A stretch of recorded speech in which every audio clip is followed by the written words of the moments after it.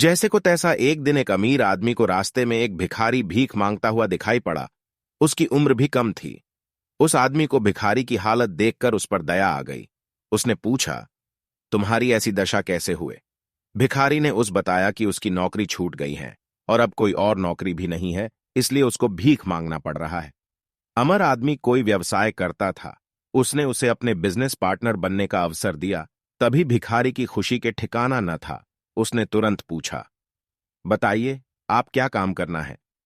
व्यवसायी ने कहा, मेरे खेतों में गेहूं की फसल होती है। तुम शहर के बाजार में उसे बेच आना।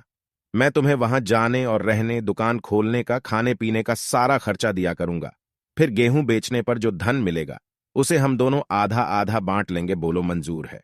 इतना सुने ही वो गरीब भिखारी खुशी खुशी उस व्यवसायी से पूछा, मालिक, आपका बहुत बहुत धन्यवाद, लेकिन उस बंटवारे का हिस्सा कितना होगा? आपका 90% और मेरा 10%। भिखारी की यह बात सुनकर व्यवसायी हंसकर बोले, नहीं, मेरा 10% और तुम्हारा 90%। मैं तो पहले से अमीर हूं। तुम कुछ काम करेंगे तो तुम्हें उसका ज्ञान और समझ होगा। तुम्हें ईमानदारी का ज्ञान प्राप्त हो। अच्छे से काम करोगे तो तुम्हारा जीवन सुधर जाएगा। इसलिए मैं 90% तुम्हें दे रहा हूं। उस भिखारी ने खुशी से अगली दिन से ही काम पे लग गया। गेहूं की अच्छी फसल होने के कारण अच्छी कमाई भी होती थी। तभी उसके मन में लालच आ गई।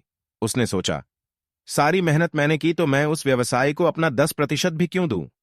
देखा था तो काम मैंने किया, अब सारा माल भी मेरा ही होगा।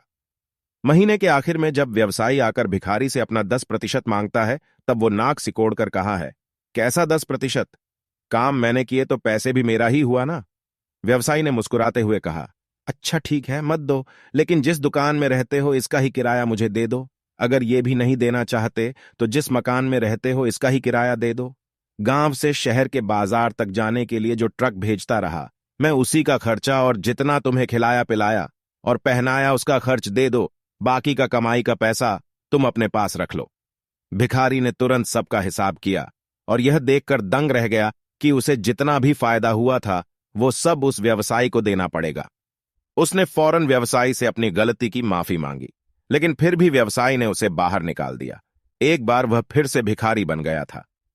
सीख इस कहानी से हमें यह शिक्षा मिलती है कि भगवान ने हमें नाक, कान, आंख और बुद्धि सब कुछ दिया है, लेकिन हम सोचते हैं सब हमने अपने बलबूते पर किया है। हमें कभी भी एहसान फरामोश नहीं होना चाहिए।